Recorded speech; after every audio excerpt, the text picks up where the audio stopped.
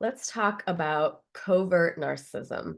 Narcissism is a big topic that we're talking about a lot, and we're starting to notice it in different people and different scenarios.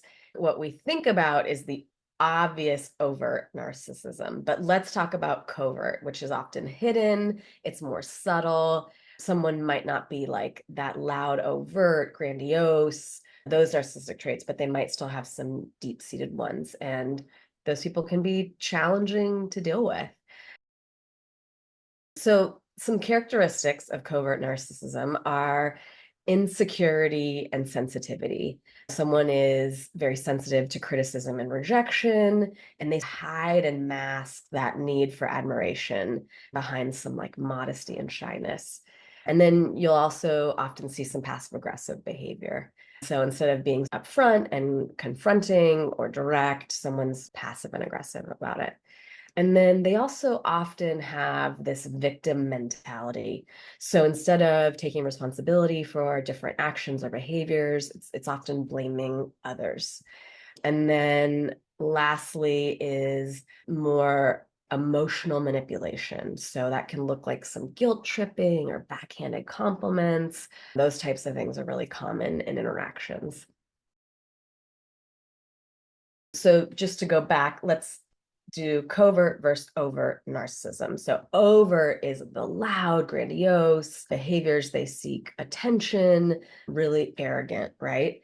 And then the covert is a little quieter, a little hidden, modest, but sometimes you can sense underneath there's this grandiose sense of self-worth. And what they have together, which makes it narcissistic, is these traits of entitlement. And then the biggest piece is the lack of empathy. That's the thing that you are noticing is their inability to put themselves in somebody else's shoes, the inability to be able to have that empathy for others. Next, let's talk about the effects of covert narcissism on relationships. Sometimes you can feel out a covert narcissist by they're very emotionally draining. So whether that's a family member or a coworker, or a partner or a friend, it's this subtle manipulations or constant need for reassurance, which can be really draining. You'll often see some gaslighting and invalidation.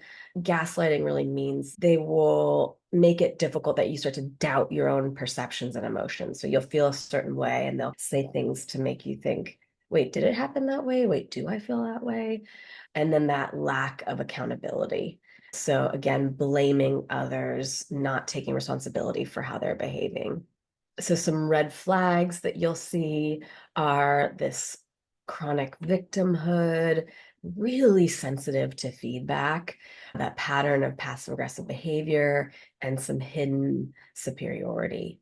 And so anytime you're feeling like confused or like maybe you're being manipulated in behaviors and you're noticing it's a pattern with somebody, start to really think about your past interactions with them and see if are they displaying some of this covert narcissist behavior. So how do you cope with some covert narcissistic behaviors? Like a lot of things, set boundaries, emotional and mental boundaries to protect yourself. So that might mean you're not on the phone with somebody for 3 hours as they talk about all the ways in which they're a victim or someone else is to blame. So you really put boundaries around that. That's just an obvious one. Or if you notice they're emotionally draining you, then maybe you set some boundaries of needing to leave or you don't take on what they're trying to do. You want to avoid engaging in power struggles. Anytime they're seeking to maybe gaslight you in a way or have you think that what you're feeling or perceiving is not true, and then you use on this power struggle of like, no, I do feel this way, or no, I did experience it this way, don't bother. Just identifying yourself, what's happening, and let them move on. Don't engage in it.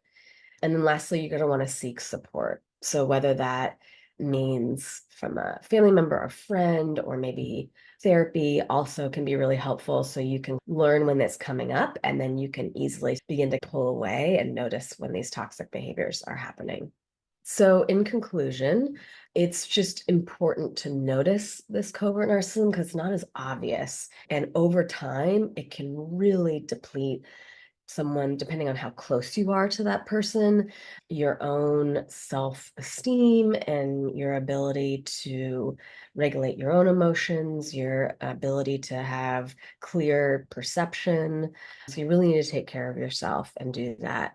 And if you are in a really close relationship with somebody, say if it's your partner or it's your boss, you really are going to need a lot of extra support. And if you're not able to get that and do enough of healthy boundaries, that's when it might be time to reach out to a therapist. And Therapy Now SF, we are well equipped in working with people that are in these challenging relationships, and we can help you cope in better ways to deal with that.